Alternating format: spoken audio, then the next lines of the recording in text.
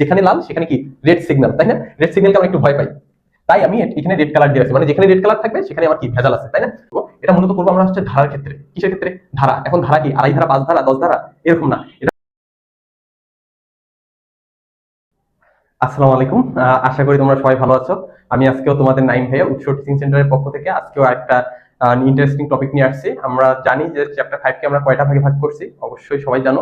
আমরা চ্যাপ্টার 5 কে 3টা ভাগে ভাগ করেছি, তাই না? তো আমাদের টাইপ 1 হয়েছে, টাইপ 2 হয়েছে, এবং কি আজকে আমরা টাইপ 3 দেখবো, তাই না? তো আমরা ব্যাকগ্রাউন্ড দেখতেই পাচ্ছি যে আমাদের কি সেম। আমরা টাইপ 3 তেও কি শিখবো? 3টা জিনিস শিখবো। টাইপ 3 3টা জিনিস শিখবো। একটা হচ্ছে কি আমার অ্যালগরিদম, একটা হচ্ছে ফ্লো চার্ট, আর একটা কি সি প্রোগ্রাম, তাই না? তো জিনিসগুলো আমরা রিলেটেড করে পড়বো। আমি প্রথমবারে বলছিলাম আমরা যা কিছু করবো একটার সাথে আরেকটা রিলেটেড করে পড়বো, তাহলে সুবিধা লাগবে বা সহজ লাগবে। তো এইখানে আমাদের যেমন আমি একটু সারমর্মটা বলে দেই। আমাদের টাইপ 1 এ মূলত প্রসেসটা থাকে, মানে টাইপ 1 এ আমরা মূলত প্রসেস নিয়ে কাজ করি, আর টাইপ 2 তে আমরা কন্ডিশন নিয়ে কাজ করি, আর টাইপ 3 তে আমার কি হবে? লুপ হবে। কি হবে? লুপ হবে। বারবার বলতেছি কি হবে? লুপ হবে। বুঝতে পারছি? এখন লুপ জিনিসটা কি একটু পরে আমরা বুঝতে পারবো। তার মানে আমার টাইপ 1 এ আমার প্রসেস, টাইপ 2 এ প্রসেসের জায়গায় হবে কন্ডিশন, আর টাইপ 3 তে হবে কি কন্ডিশনের জায়গায় লুপ। এতটুকুই সেন্স, বাকি সব স্ট্রাকচার প্রায় সেম। এবার দেখি, তো আমাদের অ্যালগরিদম, অ্যালগরিদম জিনিসটা কি? আমি তো প্রথমে বলছিলাম অ্যালগরিদম হচ্ছে ধাপে ধাপে সংগঠিত হইতে হবে। আর কি হইতে হবে? সহজবদ্ধ হইতে হবে। সহজবদ্ধ বলতে কি? ধরেন আপনি বললেন যে আমি অন্ন খাই। কি খাই? অন্ন। অন্ন মানে কি বলেন তো? ভাত না?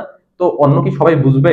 না। তো আমাদের সোজা সাপটা কথা কি? আমি ভাত খাই, এ কথা বলতে হবে। আমি কখনো অ্যালগরিদম অন্ন মানে যে ভাষাগুলো আমাদের নোন মানে জানা, ওগুলা ভাষা আমরা বলতে পারবো।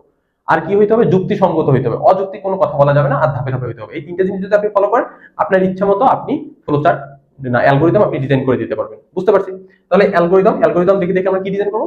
ফ্লোচার্ট, ফ্লোচার্ট দেখে দেখে সি প্রোগ্রাম। এবার দেখেন আমাদের অ্যালগরিদম স্টেপ 1 কি হবে? স্টার্ট। স্টেপ 2 কি? ইনপুট। ইনপুট কি? এগুলা কি সব ইয়া না? সবুজ কালি না? মানে সবুজ কালারের করা আছে, দেখেন সবুজ কালারের। আর এই যে লাল যে ডট ডট, এখানে আমার কি কিছু একটা বসবে। আমি কি বলছিলাম? যেখানে লাল সেখানে কি রেড সিগন্যাল, তাই না? রেড সিগন্যালকে আমরা একটু ভয় পাই, তাই আমি এখানে রেড কালার দিয়ে রাখছি, মানে যেখানে রেড কালার থাকবে সেখানে আমার কি ভেজাল আছে, তাই না? তো এটা গেল। আবার ইফ দিয়ে এখানে আমার কি একটা কাজ। এখন এখানে কি হবে? ইফ যদি আমার এই কন্ডিশন হয়, ইফের সাথে যেটা থাকে সেটা কি ইফের পার্ট। তাহলে ইফের সাথে কি বলা আছে? Go to step 5। তাহলে গো টু স্টেপ 5 এ কি বলা আছে? 5 এ আমার বলা আছে প্রসেস। প্রসেস করবে, করার পর আবার কি যাবে? সে গো টু স্টেপ 4। 4 মানে কি? আবার সে এখানে যাবে।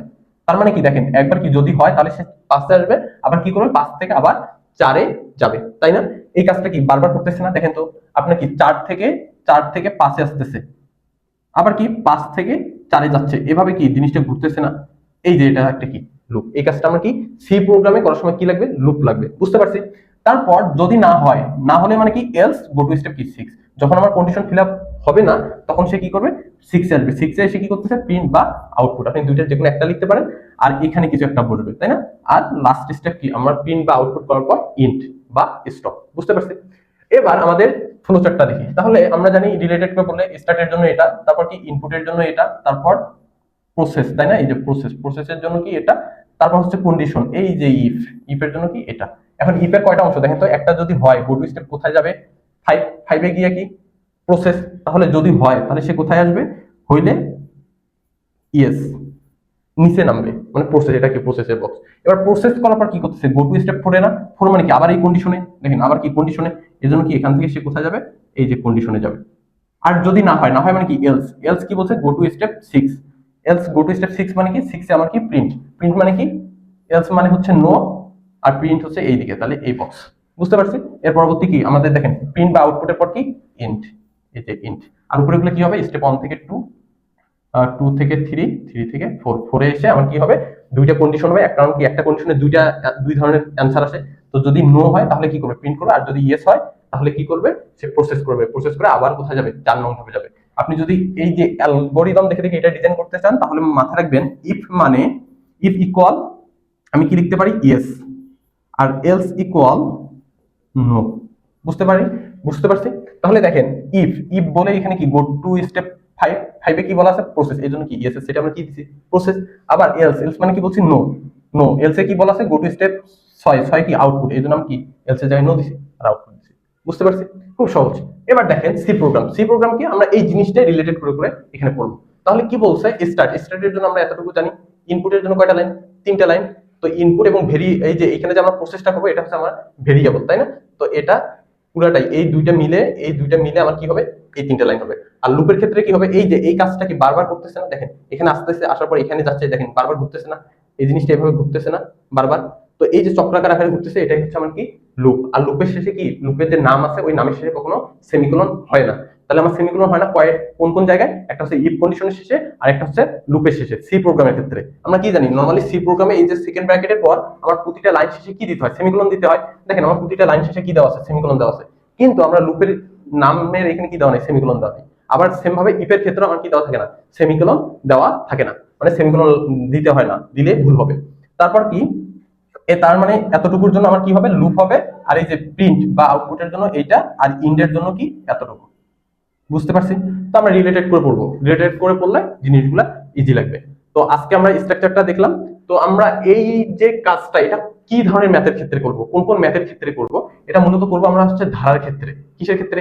ধারা। এখন ধারা কি আড়াই ধারা, 5 ধারা, 10 ধারা, এরকম না। এটা হচ্ছে ধারা, হচ্ছে আমার একটা, ধরেন যে সিরিজ দেওয়া থাকবে কিরকম, ধরেন 1+2+3 এভাবে কত পর্যন্ত, এন পর্যন্ত। এনের মান আমি জানি না, এনের মান 1 লাখ হইতে পারে, 2 লাখ হইতে পারে।